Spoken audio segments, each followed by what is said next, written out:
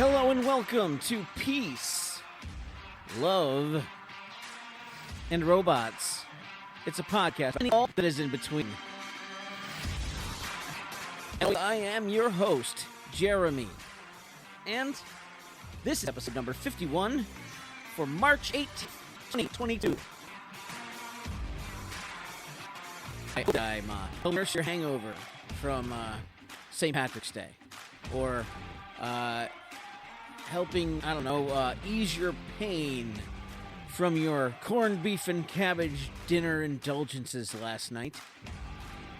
Or too many Shamrock Shakes. I don't know. We didn't have ours. Yes, we're corned beef and cabbage on Saturday. And part of that's because it takes a while to cook.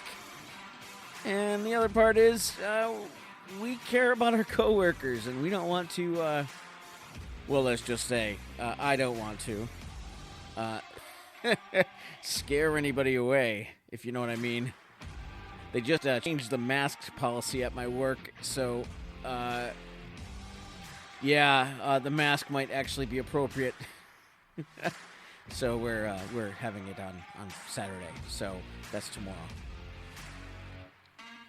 Anyway, I'm gonna fade out the music, and because I gotta share some insane news that's been happening in podcast land for me. I am part of. I bought a membership last year for Podcharts when I was on another podcast that I'm no longer a part of due to scheduling problems. Nothing else. But on Podcharts, it tells me my ranking in the podcast world, like what number I am in the rankings, and it's wide in any country. Like a few months ago, I was pretty big in Thailand. I have no idea why. This week, I discovered that my show, People and Robots, very big in the country of Bulgaria. I have no idea what they're saying, but that's the national anthem of Bulgaria. So I'd like to say to my Bulgarian listeners, I hope you understand English because I don't understand Bulgarian. I'm a huge fan of Bulgaria, especially the Bulgarian Brute, formerly known as Rusev in the WWE, but now Miro. I'm a huge fan of his, and I can't wait for him to come back. I think he's injured right now, but thank you to my listeners in the great land of Bulgaria. You are appreciated.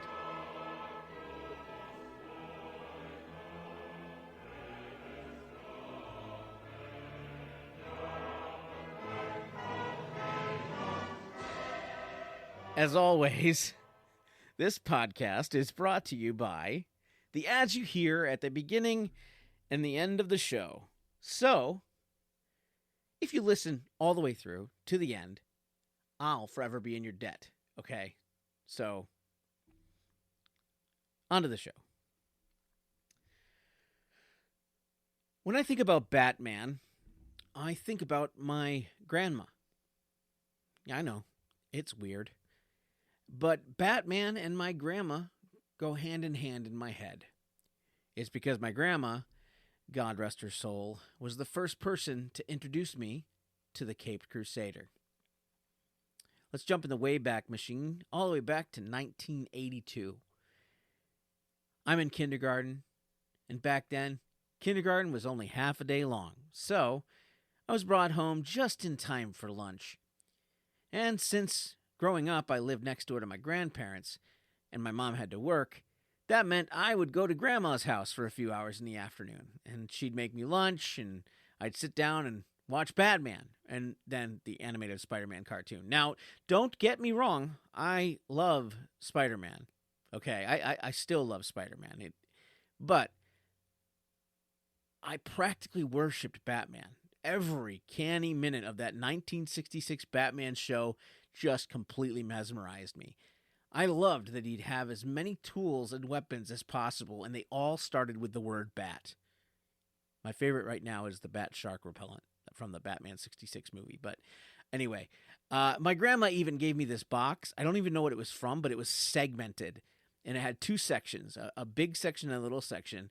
And I turned that into a Batmobile because I could fit in there to sit in it, the big part. And the front was the engine. But it also doubled as a Bat fridge. I was 6, so yeah. But my first comic book was an issue of Batman. I wore a t-shirt with the Batman 89 logo months before I finally got to see it on home video when I was 12. And by then, my grandmother had passed away, but my grandfather drove me 30 minutes away from home just to rent that video. I collected as much Batman memorabilia as I could through high school, every promotional tie-in I could get from a fast food joint. I even bought a box of Batman cereal, or I had my mom buy it, and I kept the box after I ate the cereal. Batman was my guy. I loved Batman. Every live-action iteration of Batman, besides the Adam West one, has been during my lifetime. I have a place in my heart for most of them. Well, Clooney and Val Kilmer can pound sand. But I'm pretty open to new versions. Honestly, I thought Ben Affleck was better than I expected as Batman, but his age and the baggage that comes with being Ben Affleck sort of shortened his run. I'd be open to him playing an aged version of the Caped Crusader in a Batman Beyond movie, though. I don't know if that'll ever happen, but... So why was it when they announced there would be a new Batman film, did I feel skeptical? Well, because if you have been paying attention to pop culture these days, and that's what I do, every big franchise seems to have been co-opted by people who don't seem to care about the characters. The biggest example I can think of is the new Star Wars trilogy that pretty much negated everything that came before it, making Luke a failure, the Empire was even stronger, and they even ended the Han and Leia romance. Nothing that happened in the original trilogy seemed to matter once the opening crawl of The Force Awakens started. There are other examples, the Kevin Smith Masters of the Universe, the deconstruction of Superman by Zack Snyder. And the bottom line is, it seemed like the characters that I loved were being held hostage by people who hated them. And honestly, there was nothing I could do about it. So, you could see why I was skeptical of The Batman, starring Robert Pattinson, directed and written by Matt Reeves. But of course, I just had to see it in the theater, right? It's Batman. Of course, I had to see it. And you know what? I was proven wrong. See, The Batman is an amazing piece of filmmaking. I'm not going to spoil it for anybody, but it's not. It's amazing. It's really, really good. And it's not my favorite Batman film overall, but it's a good Batman movie, and that's all I really asked for. I can't even really rank the Batman movies. It's very difficult. You'd have to have two lists from me. You'd have the nostalgia list, which would be very different from the technical achievement list, because they're two very different things. It's very hard to separate nostalgia from my feelings on each movie. So I think it's unfair. So I'd have to rank them technically as well as with nostalgia. My favorite movie, Batman movie of all time, just strictly for nostalgia, is Batman 89. It just is. But I digress. So I listened after I watched the movie. I really wondered why it seemed to be so good. It didn't seem to be made by someone who didn't care about the character.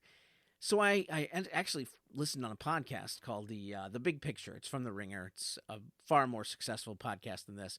I bet they're pretty big in Bulgaria too. But I listened to an interview with Matt Reeves, who directed the movie. I just said that. But one of the things he said, which really set my mind at ease should he direct another Batman film, was that he understands that he's merely a custodian of the character. At the end of the day, Batman belongs to the fans, and he had to make something that respected that, and respected all fans, not just a specific segment of them. So, if you haven't seen The Batman yet, and you're worried about whether or not you'll like it, but don't fret. Matt Reeves, he actually likes Batman. And that's good news to me.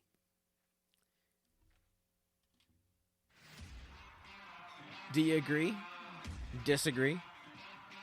Let me know. You can send me an email at peacelovingrobotspod@gmail.com. That's peacelovingrobotspod@gmail.com. Or you can be the first to ever leave me a voicemail for this show by calling 585-371-8986. That's 585-3896 or 8986. Ugh. I messed it up again. 585-371-8986. It's been a long week. I'd love to hear from you. And if you want to see more content from me, you can go check out my Substack at zero.substack.com. I'm working on a fun new writing series over there about music you might want to consider. I'm kind of backed up on that. I gotta get back on the wagon there. Anyway, go ahead and subscribe. You can even get my columns over there sent directly to your email. You don't have to go anywhere else to get them. Just get it sent to your email. And most importantly, you could buy my book, My Life's Work, on Amazon. It's available both on Kindle and in paperback. And if you really want to help me make more money, buy both versions. That'd be great. Peace, love, and robots. Vengeance won't change the past.